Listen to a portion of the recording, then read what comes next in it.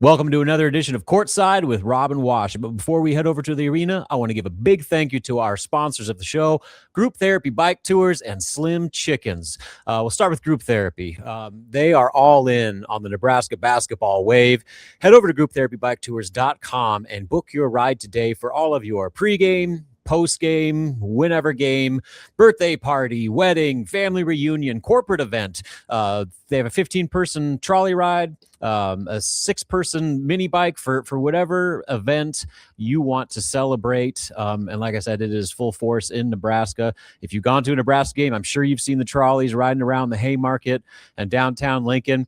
If you go over to grouptherapybiketours.com and use the promo code NebraskaBall, you will save 15% on your first ride. So make sure you head on over there and support our great sponsor. It's a ton of fun. I've been on it several times. Could not recommend it enough.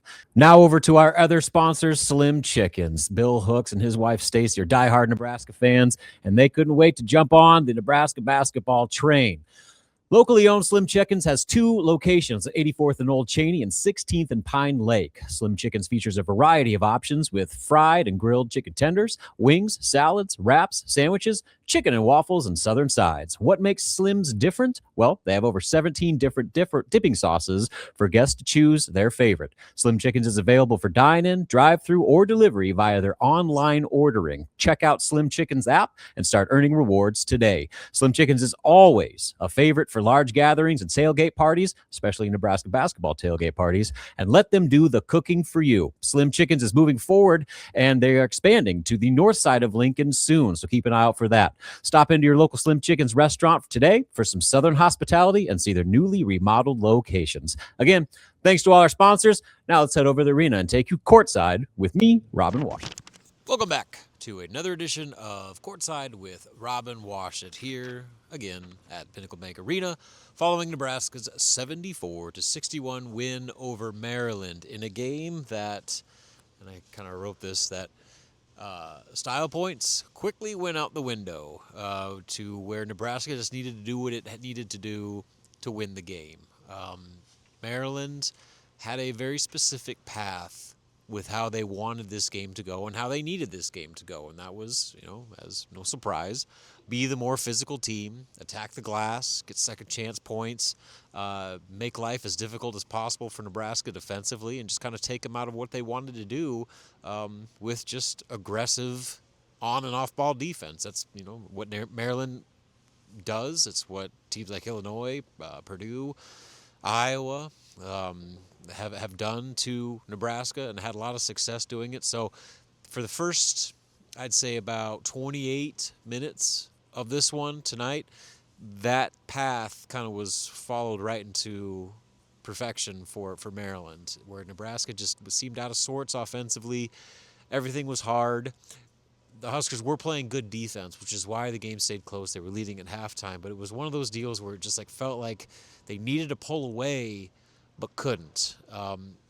Unlike the Illinois game, unlike Iowa to a large extent, this time when Nebraska was kind of backed into a corner from a physicality standpoint, they answered the fight this time around. The job they did on the glass, they won the rebounding margin against a Maryland team where rebounding, that's their bread and butter. They held Maryland to 7 offensive rebounds for 7 second chance points. The 7 offensive rebounds, I think, were the lowest Maryland has had in a Big Ten game this season. So they took one of the biggest strengths off the table for Maryland just with pure effort, by finishing possessions, by hitting first on box outs. I look at this box score here, and I look at the defensive rebounds.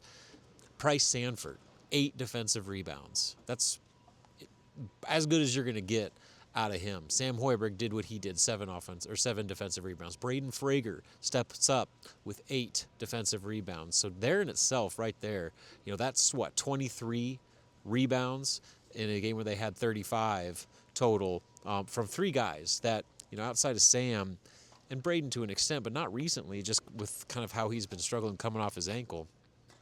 That, I guess, willingness to put in the fight and battle the way that you need to battle against a team like Maryland, to not just hold your own on the boards, but to win the glass and to level out the offensive rebounding at 7 apiece. Like that, to me, had as much to do with this game staying within reach for Nebraska as anything. And because it stayed in reach, Nebraska was able to go into its defensive schematic bag a bit and completely flip the game with about 12 minutes left. So Fred Hoiberg talked about this, and Sam Hoiberg did as well after the game, that there was a stretch there from about the end of the first half through the first 8 minutes or so of the second half where Maryland made 7 of 12 three-pointers. And that was, they averaged like 8 a game, and they were kind of shooting out of their minds. But it wasn't just the threes. They were attacking and getting to the rim with relatively little resistance. And so Nebraska was having some problems defensively. In a game where the offense just really wasn't clicking, they could not afford to have their defense start to lapse as well, because then the game really would have gotten away from them.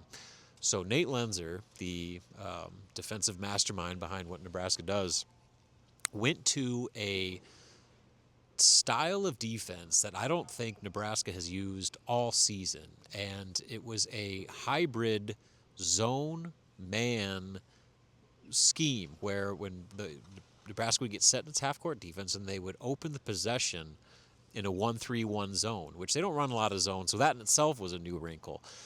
But then, at some point, midway through the possession, Nebraska would switch to a man-to-man. So essentially the 1-3-1 was there to take away the driving lanes and force Maryland to have to swing the ball on the perimeter. But once they started swinging the ball on the perimeter, Nebraska flipped the switch and went to an aggressive, swarming man-to-man perimeter defense, which took away the three-pointer. And Maryland just could not adjust to that whatsoever.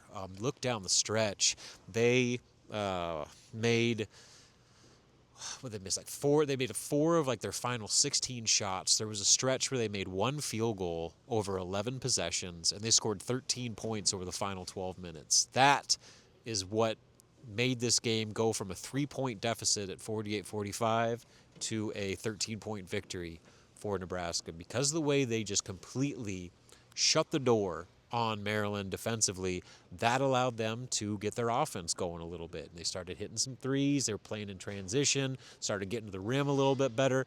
And the ripple effect of that kind of wild card that Nebraska threw out defensively completely changed the tenor of this game. And so credit Fred Hoiberg, Nate Lenzer, and this staff for, like I said, kind of mixing it up a little bit and pulling out something they hadn't done all year. They really, I think, just put it in this week in practice. So, this was like a completely new thing that they had never done before. And they executed to absolute perfection and, like I said, took the game over as a direct result of that. So, you look at the toughness conversation. Obviously the defense as a whole collectively, that's where it starts. But then the individual plays, Sam Hoiberg was Sam Hoiberg. I feel like this is just kind of a broken record at this point where he just does everything for this team. He was 4 for 4 from the field, made his only three-pointer, went 3 or 4 from the free throw line, 12 points. It's a solid offensive shooting night. 7 rebounds, second most on the team. 4 assists, 3 steals, blocked a shot. He did have 3 turnovers, so that might ding his nation-leading assist-to-turnover ratio a little bit, but plus 17 over his almost 37 minutes, Sam was everything. And the amount of just, hidden plays, too. That stat line is impressive in its own right, but just the hustle parts, to out-hustle Solomon Washington, who was just kind of the gritty... what's the word for it? Grit, the guy that's going to make all those kind of 50-50 winning plays for Maryland, Solomon Washington. That's kind of what he's made his career off of. There was a play where Sam Hoiberg just out hustles and out toughs Solomon Washington for a loose ball to extend a possession for Nebraska. It leads to a quick pass to Braden Frager for a two-handed dunk that ignited this PBA crowd. And that, again, was kind of one of those plays that shifted the tide, so to speak, in Nebraska's favor. And that's just one. Sam made so many of those plays, just like he does every night. I made this tweet during the game that I don't know how many players there are in all of college basketball that are more valuable to their respective team's success than Sam Hoiberg, just because of everything that he does for this team at the most critical moments. It's again, this is the latest example of this. He's been doing it all year long, and he is by far, in my opinion, the most valuable player on Nebraska's roster, and as important as maybe anyone on this team for them winning 23 games and getting 13 Big Ten wins. So shout out Sam Hoiberg. And then, the other big story here is Braden Frager. I talked about him kind of getting that confidence back, coming off that ankle. He just didn't look like the same player since that sprained ankle he suffered here against Washington. Now, he only missed 2 games, but this was an injury that was supposed to keep him out 2 to 4 weeks. He kind of rushed back his recovery because Nebraska needed him to. And, he had the 20-point game where he had 6 3-pointers at 20 points, but he just didn't do anything inside the paint. And what had made him so good was the attacking mindset with the ball against Indiana, against Ohio State, where he was just kind of doing those just physicality plays that Nebraska was really lacking and really needed. And so starting with Penn State, and there's a direct correlation to Braden's ankle feeling better and all of a sudden his play getting back to that form that had him in the conversation for maybe the Big Ten Sixth Man of the Year. Leading up to Penn State, he was finally able to just practice fully, and he had that burst back a little bit. But on top of that, he was able to start doing the individual side workouts that he's always done, that I think not just helped him get back into game shape, but also got that confidence going. And he talked about this after the game tonight, where the confidence and the trust in the ankle was probably the biggest hurdle than anything. I don't know if it was necessarily pain, but as much as it was just not, this is a pretty common thing with athletes, that have injuries, just having that trust to just go, plant your foot on that hurt ankle and drive to the hoop and put your head down and finish through contact and not worry about re-aggravating the injury. I think that just, naturally took him some time. And starting with Penn State, and then even more so tonight against Maryland, you're seeing Braden Frager look like the Braden Frager that was so good through the first 20 or so games of this season. So that's certainly an encouraging thing for Nebraska, because we talk about how thin their lineup has been. If Braden is playing at that level on a consistent basis, they're a different team as a result of it. So, it wasn't all good. You can certainly nitpick games or things within this game. Rink Mast, I got a lot of tweets about this. I understand fans' concern with him. This is to the point now where, he just hasn't been that all-conference level player. He's been, fine, 13 points. He had, I think, 11 of those 13 in the second half. So he came up with some big buckets during Nebraska's kind of late push there that, helped get the tide turned there.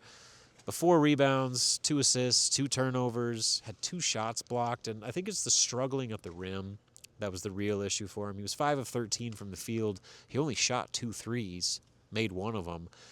So it's just you're still waiting for that real rink-masked offensive breakout performance. He had a really good game against Rutgers. He was good against Purdue. He had some threes fall against Purdue. But it's been few and far between for him. And it's going back before the illness he had at Michigan. And so, that's the one thing I worry about. For Nebraska, I've said this before, to reach their full potential, they need Rick Mast to be at his best. And right now, he looks off right now. And Nebraska's been able to win in spite of that. But a lot of their struggles, I think, go back to the guy that Fred Hoiberg and his staff built this roster around is just kind of going through it right now. I don't know if it's a slump, if it's mental, if it's something to do with his knee. He's got a surgically repaired knee that there was a reason they were so mindful of his minutes and workload in non-conference play and did all they could to try to get him out of the game as quickly as they could. Because at this time of year, that's when you would kind of wonder, how is the knee going to hold up? Now, I don't know if that's an issue right now, but certainly there's just something going on where Rink isn't being the game-changing offensive threat that he was earlier in the year. And they've been able to, again, Price Sanford stepping up. When you get games like this for Braden Frager, Sam Hoiberg's emergence, they've been able to kind of get around it.